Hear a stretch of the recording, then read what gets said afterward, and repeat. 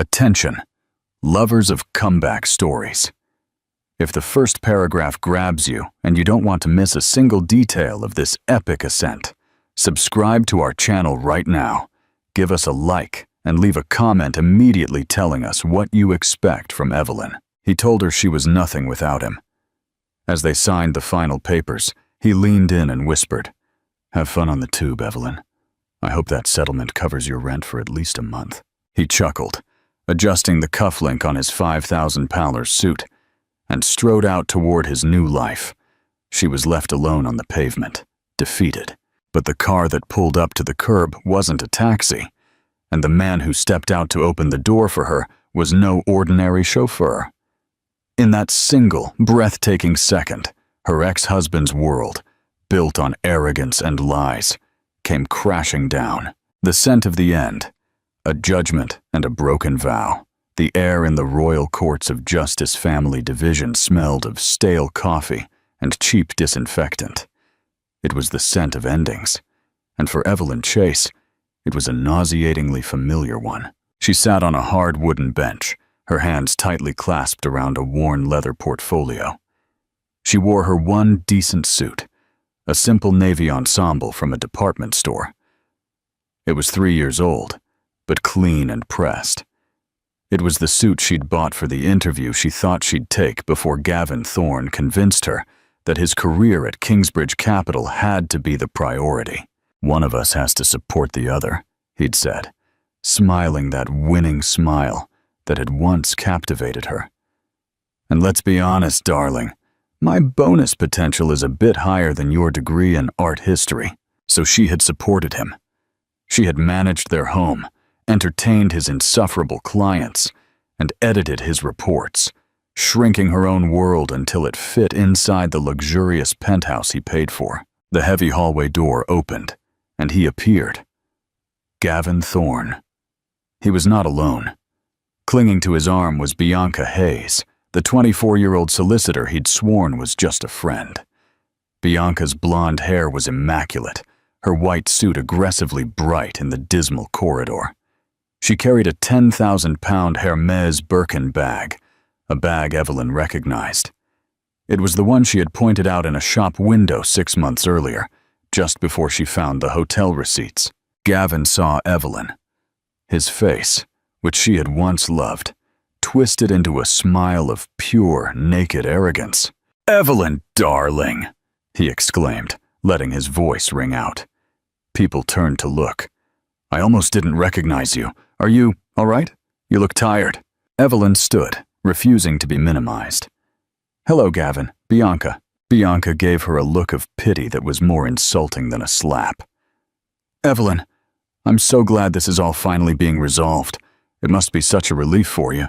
"Mr. Thorne," Gavin's solicitor, a shark named Mr. Davies, interrupted.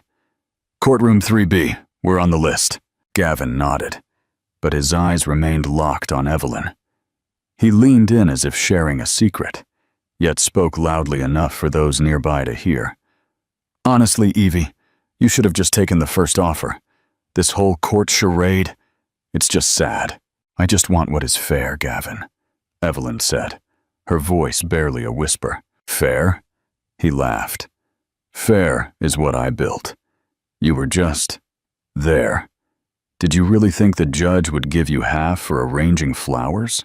He adjusted his silk tie, a bright, unpleasant blue. "Look, I have to run. Big meeting after this. The penthouse goes on sale Monday. Bianca and I are moving into the new place in Mayfair. But don't worry." He patted his chest pocket. "Your little settlement check is ready. Don't spend it all at once. Perhaps a nice studio flat near the Jubilee line." He and Bianca swept past, leaving the scent of expensive cologne and mockery in their wake. Evelyn felt her face burn, but she refused to cry. She had cried enough in the lonely flat she'd been renting for 6 months, the one paid for by selling her grandmother's last few pieces of jewelry. Inside the courtroom, it was worse. Gavin's lawyer painted her as a bitter, lazy wife who contributed nothing. Gavin, on the stand, listed his assets, his promotions, his long hours. He generously offered a one-time payout of £50,000. She has no claim to my bonuses or my portfolio, Gavin stated calmly. Ms. Chase hasn't worked in 5 years. She has no idea what it takes to earn at my level. When the bored-looking judge finally stamped the papers, the gavel was like a sledgehammer blow to Evelyn's chest. It was done. She was divorced.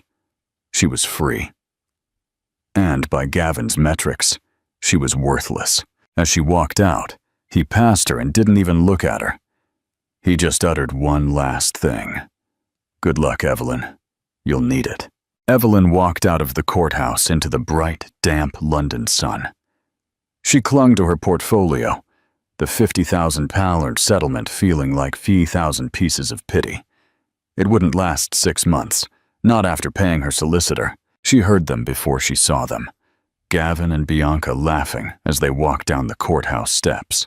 Dinner at the Wolseley tonight, my love, Gavin said, pulling Bianca close and kissing her. We're celebrating. Oh, look, Bianca said, pointing with her chin. She's still here. Evelyn stood on the pavement, phone in hand, trying to open the Uber app. Her hands were shaking. Gavin approached, his smile gone, replaced by a final look of condescension. What's the matter, Evelyn? Can't get a signal? You know, for a £50,000 payout, you could probably afford a black cab. Or is that too much of a splurge? Evelyn said nothing. She just stared ahead, concentrating on the traffic. God, you're pathetic, he hissed. Look at you. You're a ghost. I did you a favor, Evelyn. I freed you. Now you can go back to whatever it was you did before you met me, working in that dusty, second-rate gallery. Gavin, leave her alone, Bianca said, not out of kindness but impatience. Let's just go. My feet hurt. In a second, my love. Gavin was savoring this. This was his final victory. I just want to send her off. Make sure she gets to her new life safely. Hope you brought a tube pass, Evelyn. He was about to say more when a car rounded the corner. It wasn't just a car. It was a shadow. A piece of silent, impossibly sleek engineering that made Gavin's new BMW 7 Series, parked down the street, look like a child's toy. It was a matte midnight black Bugatti Chiron that seemed to drink the sunlight. It moved with the grace of a predator and stopped directly in front of Evelyn. Gavin and Bianca froze. Holy hell, Gavin breathed, his eyes wide. He knew cars. He knew that vehicle was worth more than his penthouse. Who the hell is that? They stared, assuming it was for a visiting judge or politician. Then the driver's side door opened. The man who emerged was not a chauffeur. He was tall, dressed in a charcoal suit so perfectly tailored it seemed an extension of his body rather than clothing.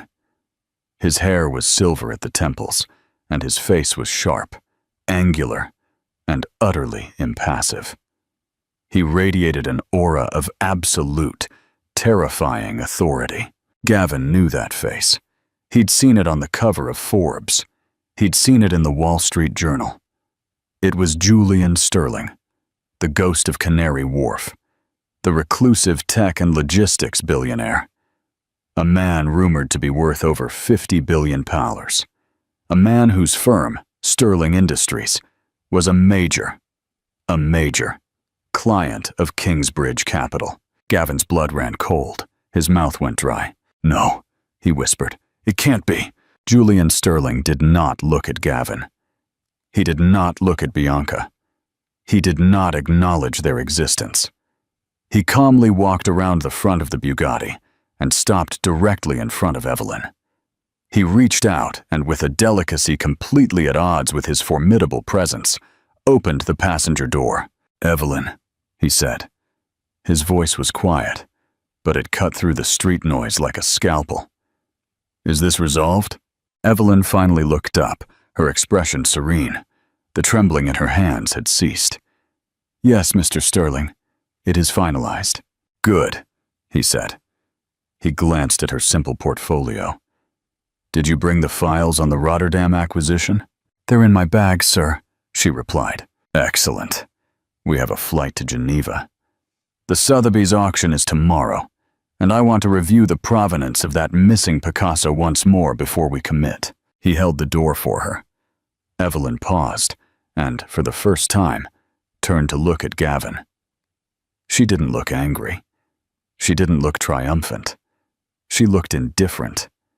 It was the look one might give a stranger who has bumped into them in a crowd. She gave him a tiny nod. "Goodbye, Gavin." She slid into the low seat of the Bugatti. Julian Sterling shut the door with a soft, expensive thud. He walked back to the driver's side. Only then, just before getting in, did he finally drop his gaze on Gavin. His eyes were steel gray. He looked at Gavin for exactly 1 second. It wasn't a look of rage. It was a look of complete and utter disdain. It was the look a king might give a court jester who has just told a bad joke. Then he got in the car. The engine, which had been nearly silent, roared to life, a deep, vibrating sound of pure power. The car pulled away from the curb and vanished into the traffic, leaving Gavin and Bianca standing in its wake. Bianca was the first to speak, her voice high and shaky. Marco, who was she? How does she know him? Who was that?" Gavin was frozen. His face was chalk white. The smile was gone, replaced by a mask of nauseating, nascent horror. "That," he stammered, his 5,000-pound suit suddenly feeling like a cheap rental. "That was Julian Sterling. Interactive moment and CTA. The unexpected turn has left Gavin speechless. Is this the start of Gavin's decline, or just a stumble? How do you think Evelyn secured the favor of such a powerful man? Share your theories in the comments. And if this moment took your breath away, like and subscribe to not miss the rest of the story. The forging of a diamond. The Sterling Eye. 6 months earlier, Evelyn was sleeping on her sister's sofa, surrounded by boxes of what was left of her life. Gavin had been brutal. The moment she confronted him about Bianca, he hadn't just gotten defensive. He went on the offense. He froze their joint accounts, hired the solicitor, and served her divorce papers before she had even packed a bag. He alleged irreconcilable differences and financial abandonment, declaring her a drain on his assets. She was broken. The woman who had graduated with honors in art history and curation from the Courtauld Institute, who had been the most promising junior curator at the Tate Britain before Gavin moved her for his career, was now applying for barista jobs. One night, trawling obscure, high-level job boards, she found a listing. It was anonymous, posted by a private recruitment firm. Wanted, private collection manager and asset curator.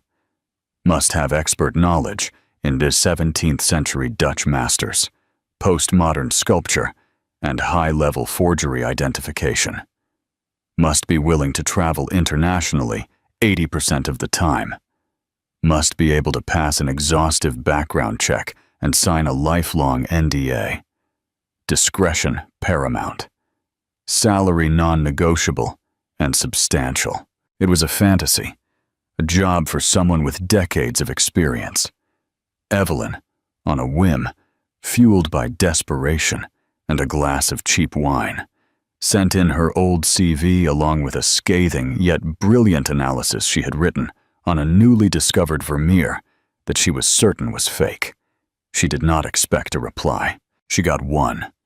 2 hours later, an email. Be at this address tomorrow, 9 a.m. Bring your passport. The address was a nondescript glass tower in Canary Wharf. The lift required a key card, a silent guard provided. She was led to an office penthouse that was empty, save for one desk, 2 chairs, and a single painting on the wall. Julian Sterling stood in front of it. He didn't introduce himself. He didn't shake her hand. He just pointed at the painting, a chaotic, beautiful piece in the style of Jackson Pollock. I paid £22 million for this, at a private auction last year, he said, his voice as quiet as it was on the courthouse steps. It was authenticated by the artist's estate. Tell me about it. Evelyn looked. She truly looked. She walked closer, examining the canvas, the paint splatters, the signature. For 10 minutes, the only sound was the hum of the air conditioning. "It's beautiful," she finally said. "I didn't ask if it was beautiful," Sterling countered, still with his back to her. "It's a forgery," Evelyn stated. He turned. His eyes narrowed. "Explain." "Pollock's method is about controlled chaos. This is just chaos. The drip patterns are wrong. They are too hesitant in some places, too aggressive in others. But the real proof," she pointed to a small corner, "is the paint. It's titanium white, but it's an acrylic-based titanium, not the oil-based casein he used during this period. This was likely painted in the 1980s, not the 1950s. Sterling stared at her. His face was unreadable. He walked to his desk and pressed a button on his intercom. "Send in Mr. Riley." A moment later, a nervous-looking man in an expensive suit rushed in. "Sir, Mr. Riley, this is Ms. Chase. She has just identified the Pollock as a forgery." Mr. Riley laughed nervously. "Sir, with all due respect, my team at Sotheby's authenticated it. It's impossible." "Ms. Chase," Sterling cut in. "What did you say about the paint?" "It's acrylic-based titanium white," Evelyn said, her voice firm. "His was casein. You can run a simple mass spectrometry on it. I'll stake my reputation on it." "Riley," Sterling said, "have the lab do it. Now, if she's right, you're fired." Mr. Riley paled and rushed out of the room. Sterling turned back to Evelyn. "Are you divorced?" he asked. Evelyn winced. "It's in process." "Your husband is Gavin Thorne of Kingsbridge Capital," Sterling stated. It was not a question. "He's a portfolio manager, over-leveraged in his personal life, and believes he is smarter than he is. He is cheating on you with his solicitor." Evelyn was speechless. How did you know that?" "I don't tolerate fools, Ms. Chase, and I don't hire people I haven't thoroughly vetted. The background check was exhaustive." He tapped his desk. "Your analysis of the fake Vermeer was correct. My team came to the same conclusion last week. It took them 3 months. It took you 1 night." He walked to the window. "I own the largest private art collection in the world. It's a liability. It's an asset. And it is full of snakes like Riley who tell me what I want to hear. I need someone who will tell me the truth, even if it costs me £22 million. He turned. "You start today. The job pays £1 million a year plus expenses. You report only to me. Your first task is to audit my entire collection piece by piece and find every other mistake Mr. Riley made. My car is waiting downstairs to take you to your new flat. Sign the NDA on the desk." That was 4 months ago. 4 months of 18-hour days, flights to Zurich, Tokyo, and Paris. 4 months of rediscovering the razor-sharp intellect she had buried to make Gavin comfortable. She was not his mistress. She was his most valuable, trusted asset manager. The £50,000 settlement was not a lifeline. It was an insult. And Mr. Sterling, who despised being insulted almost as much as he despised being lied to, had insisted on picking her up from the courthouse himself. The hammer of justice. The King Falls. Gavin did not go to the Wolseley. He didn't go back to the office. He went to the Polanco penthouse, his penthouse, and poured himself a glass of Macallan 25. He downed it in one go. "Gavin, you're scaring me," Bianca said, pacing the marble floor. "Who was she with? You said she was broke. You said she was nothing." "He's a client," Gavin mumbled, pouring another. "He's not just a client. He's the client. Sterling Industries has half its liquid assets managed by our London office.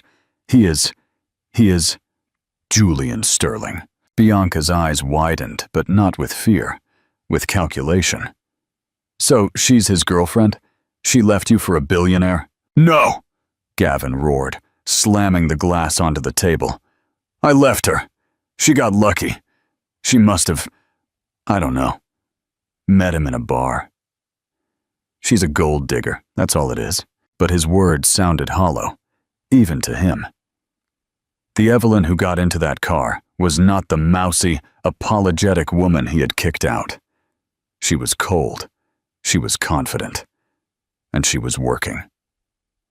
Geneva, Sotheby's, the Rotterdam acquisition. He went into his home office and booted up his computer.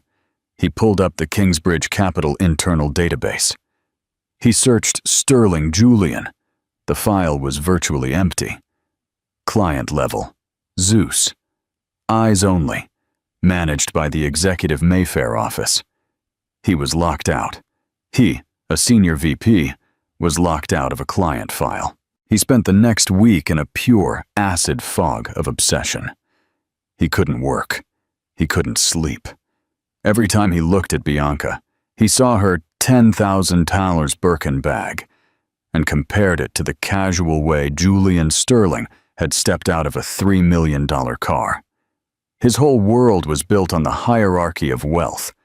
He was a success because he had the penthouse, the car, the beautiful woman. He had won the divorce. But in 1 second, on the steps of a courthouse, Julian Sterling had turned his entire life into a pathetic joke. He started investigating. He used his contacts to find out about Evelyn's new life. She's not his girlfriend, a contact at a rival firm told him over drinks after Gavin plied him with expensive whiskey. I've heard the rumors. Sterling hired an unknown woman to head his private collection. They call her the Nun. She's brutal. She's been cleaning house, fired half his European staff, exposed 3 high-level forgeries, saved him over $100 million in the last quarter alone. They say she answers to no one but the ghost himself. Gavin felt sick. She saved £100 million, his Evelyn. The woman he had told was too simple to understand his work. The humiliation was a physical pain. It wasn't just that she was successful. It was that her success was in the one field she had given up for him. He hadn't just divorced her. He had drastically underestimated her. And in his world, underestimation was a fatal sin. The final fall, the Queen's indifference. Gavin expected to see triumph. He expected to see a smirk. He expected the same mockery he had shown her. He saw none of it. Evelyn merely looked at him, her expression unreadable, and then a flicker of pity. It was the same look she had given him on the courthouse steps, indifference tinged with mild sadness. She turned, straightened her shoulders, and entered her building. That single look shattered him more than the handcuffs, the realization that he wasn't even worthy of her rage.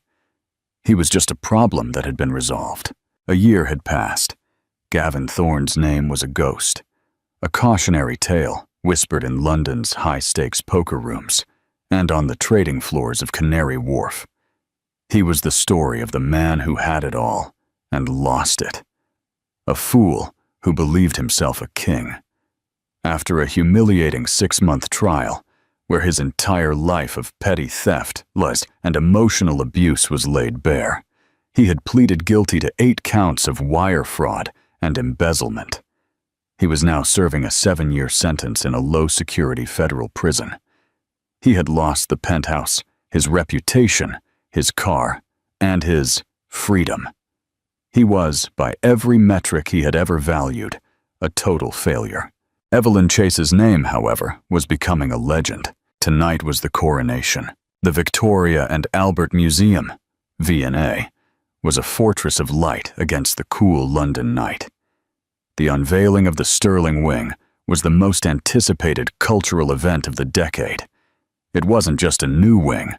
It was a tectonic shift in the art world. Julian Sterling, the ghost of Canary Wharf, had finally decided to show his cards, and he had chosen Evelyn Chase to be his dealer. Evelyn stood just inside the vaulted entrance, a masterpiece of glass and light linking the old building to the hyper-modern new wing. The wing itself was her design, her vision, a 3-story atrium of Italian white marble and polished steel, designed to feel less like a museum and more like a cathedral. And tonight, it was packed. The air buzzed with the sound of quiet generational wealth.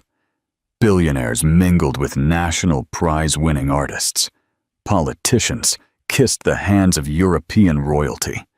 The scent of orchids and expensive champagne floated through the atmosphere. Evelyn herself was almost unrecognizable from the woman on the courthouse steps. She wore a simple midnight blue silk evening gown. It was understated, elegant, and had cost more than Gavin's BMW. Her hair, which she used to pull back in a severe, apologetic bun, was styled in soft, confident waves. She wore no jewelry, save for a pair of sapphire teardrop earrings Sterling had gifted her, a signing bonus, he had called them, after her first month. She was not the mousy, trembling woman he had ridiculed. She was the Sterling Eye, a name coined by a fawning Vanity Fair profile, a title she had initially hated, but now accepted. She was the principal curator and chair of the Sterling Art Foundation, a £10 billion philanthropic endowment. Her job was no longer just acquiring art, but preserving it, studying it, and sharing it. She was, in this world, terrifyingly powerful, and in this moment, she was terrified. This was her debut. For the last 18 months, she had been a ghost, operating in the shadows, just like her boss. She had been in dusty archives in Florence, high-tech vetting labs in Zurich, and tense private auctions in Hong Kong. She had worked 18-hour days, 7 days a week, driven by a fierce, burning need to prove her own worth to the only person who mattered, herself. "It is adequate." The voice, quiet as a tomb, came from her side. Julian Sterling had materialized from the crowd. He was dressed in his uniform, a perfect charcoal suit. He didn't look at the crowd. He was looking at the atrium's centerpiece, the lost Rembrandt they had acquired from the Rotterdam deal, now illuminated to perfection. "Only adequate, Mr. Sterling?" Evelyn asked, a small smile playing on her lips. "The lighting on the left hand is half a degree off," he murmured. "It's hitting the signet ring, but missing the texture of the cuff. Fix that." "I will have it fixed," Evelyn said, making a mental note. "Good." He finally turned his steel-gray eyes to her. "The board is ecstatic. The Times is calling it a triumph of New World philanthropy. You have done well, Ms. Chase." From Julian Sterling, "You have done well," was the equivalent of a marching band and a parade. "Thank you, sir," she said. "Don't thank me. You executed the strategy." He nodded toward the crowd. "Now go. This is your night. Mingle with the vipers. I will be watching." He retreated into an unlit alcove, a ghost at his own party, and simply observed. Evelyn took a deep breath and stepped into the main hall. She was immediately swarmed. Donors, critics, artists, everyone wanted a piece of the Sterling Eye. She handled them with a grace she didn't know she possessed, discussing a 17th century pigment composition with one and endowment strategy with another. She was fluid, confident, and precise. Then she saw her, across the room, standing next to a much older, more corpulent man, with a politician's smile, was Bianca Hayes. She was poured into a garish, bright gold dress, her blonde hair piled high. She was still beautiful, and she still carried a Birkin bag, a new one in bright pink crocodile. She had landed on her feet, just as Evelyn knew she would. Bianca was a survivor, a trophy who knew her own market value. Their eyes met across the room. Evelyn saw a flicker of emotions on Bianca's face. First confusion. Who is that? Then dawning recognition, followed by a wave of pure, unadulterated shock.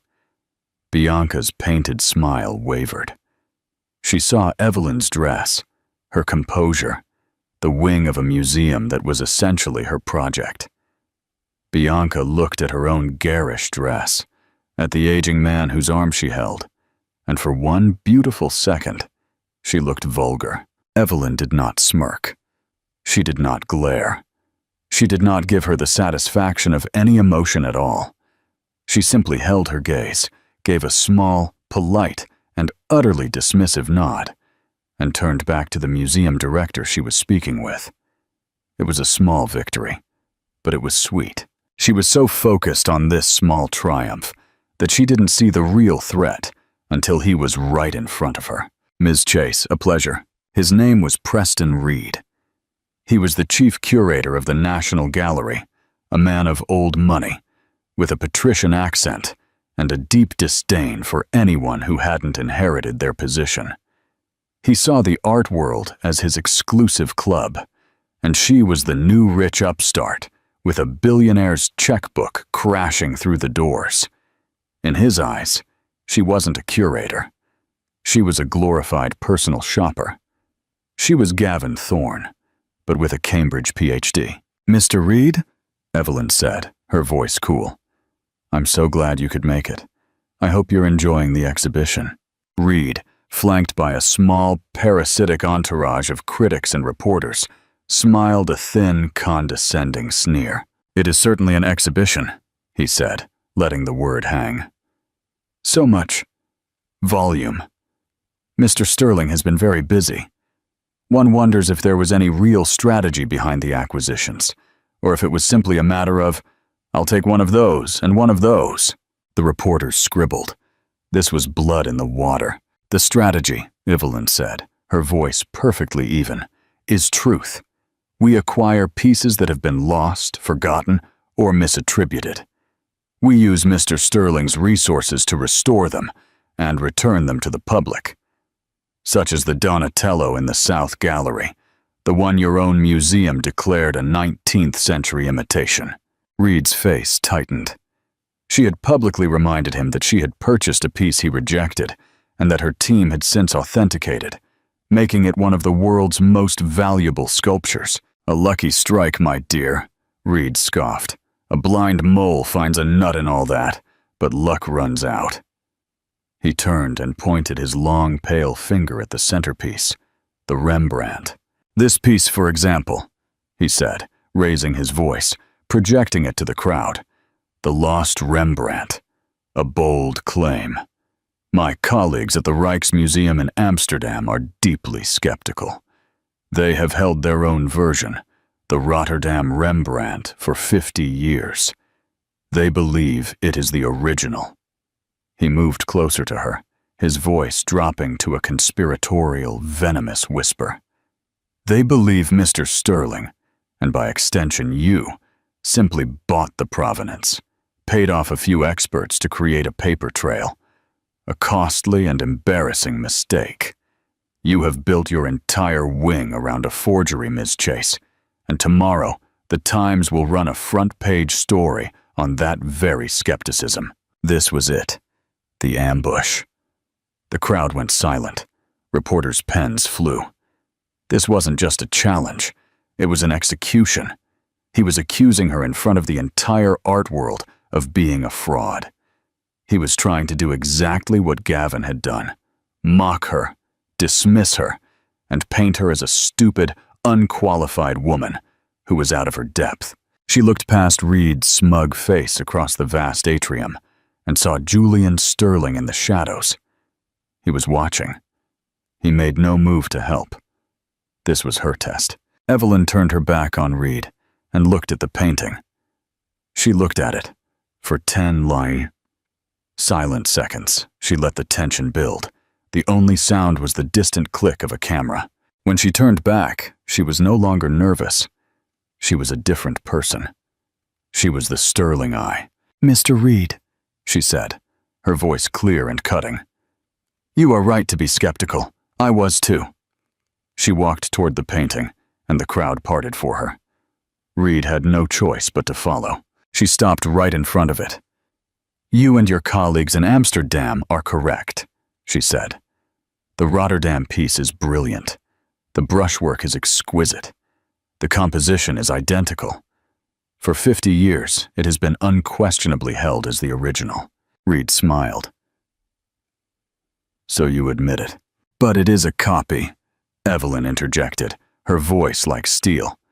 A masterful, contemporary copy, painted by a student in his studio, and do you know how we know? Reed was silent. Evelyn pointed at the painted cuff on the subject's left wrist. We know because of this. You have seen the painting, Mr. Reed, but you haven't studied it. My team and I spent 4 months on this piece. We ran mass spectrometry, X-ray fluorescence, and infrared reflectography. The Rotterdam piece is painted on a standard oak panel, which is correct for the period. She tapped the wall label next to the painting. This one, however, is painted on imported New World mahogany panel, a wood Rembrandt was known to favor for his most important commissions, but which his students could almost never afford. But that's not the proof. That's just a clue. She looked directly at the New York Times reporter. The proof is in the mistakes. She motioned to a museum assistant, who handed her a tablet. She tapped the screen, and a large monitor on the wall lit up, showing an infrared image of the painting. This, Evelyn said, is the pentimento, the underlying drawing, the artist's original sketch that he painted over. Look at the subject's right hand. In the underlying drawing, he was holding a pair of gloves. In the final painting, the gloves are gone, and his hand rests on his sword hilt. She zoomed in, her voice ringing with absolute, unshakable authority. A forger, Mr. Reed, copies the final product. They copy what they see. The Rotterdam painting. It has no pentimento. It was painted perfectly in one go. It is a brilliant copy of this, our final version. She turned to face the stunned crowd. Only the master changes his mind. The Rotterdam piece is a copy. This is the original. This is the process. This is the truth. Then she delivered the final, devastating blow. She looked at Reed, her expression not triumphant, but almost pitying. The same look she had given Gavin as he was led to the police car. My full analysis, including the spectral data and infrared scans, was sent to the Rijksmuseum 2 days ago. We received their official retraction of their original claim this morning. They will be co-authoring our paper on the discovery. She looked at the Times reporter. I believe their official statement is being sent to your editor, right now. You might want to check your email. Your front-page story is going to need a new headline. Preston Reed's face was chalk white. He had been so confident. He had been so arrogant. He had been academically, forensically, and publicly dismantled. He did not say a word. He simply turned. His entourage melted away from him, and he walked in humiliated silence out of the wing. The silence that followed lasted 3 seconds. Then it broke. The room erupted in sustained, thunderous applause. It was not just polite. It was a roar. Evelyn stood by the Rembrandt, her hand resting lightly on the wall label. She had done it. She hadn't yelled. She hadn't cried. She had used her mind. She had used the knowledge she was told was worthless. She had won. Later, after the applause finally subsided, she walked to the podium to give her official remarks. Her earlier nerves were gone. She owned this room.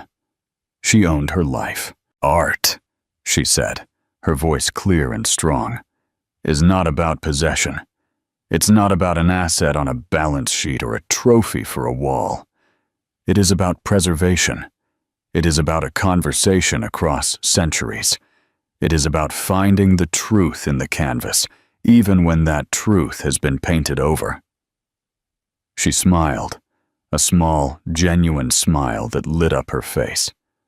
For too long, this world has been dominated by those who see art as one more way to demonstrate their power. Tonight, that changes. The Sterling Wing opens not as a monument to wealth, but as a commitment to truth, to the stories that were almost lost. The applause was, if anything, even louder. As the party began to wind down, the young, enthusiastic reporter from the New York Times, the one who had just landed the biggest story of her career, found Evelyn by the window. Ms. Chase, that was incredible. An unbelievable achievement. You have come out of nowhere in the last 18 months. You've completely reshaped the auction world. What is your secret? Evelyn took a sip of champagne, looking out at the lights of London. She thought of the courthouse, the smell of stale coffee, the feeling of Gavin's sneering gaze, the moment she thought her life was over, that she was worthless. There is no secret, Evelyn said, her voice warm. I simply stopped allowing other people to define my value. It turns out my pretty little head had far more inside it than anyone, including myself, realized. The reporter furiously scribbled across the room. Standing alone next to a 17th century Vermeer was Julian Sterling. He was, as always, watching. He watched Evelyn command the room, not with threats or volume, but with quiet, unshakable competence. He crossed her gaze. He didn't smile. A smile was too much. But he gave her a single, slow nod, the highest possible compliment from the ghost of Canary Wharf. It wasn't a nod from boss to employee. It wasn't a nod from a man to a woman he had saved. It was a nod of respect, from one master to another. And that is the story of Evelyn Chase. She learned that the best revenge is not revenge at all. It is building a life so magnificent that your past becomes utterly irrelevant. Gavin tried to shatter her, but only succeeded in removing himself as the biggest obstacle to her success. She didn't need a billionaire to save her. She only needed a chance to save herself. Final CTA and concluding thoughts. What did you think of Evelyn's transformation? Was Gavin's downfall just, or was it a cold, calculated move by Sterling? Let us know your take in the comments below. We read every single one. If you enjoyed this story of justice and vindication, please show your support by hitting that like button. It truly helps the channel. And don't forget to share this video with someone who needs a reminder of their own worth. Most importantly, if you haven't already, subscribe to our channel and hit that bell. We post new stories every week, and you won't want to miss what happens next. Thank you for listening.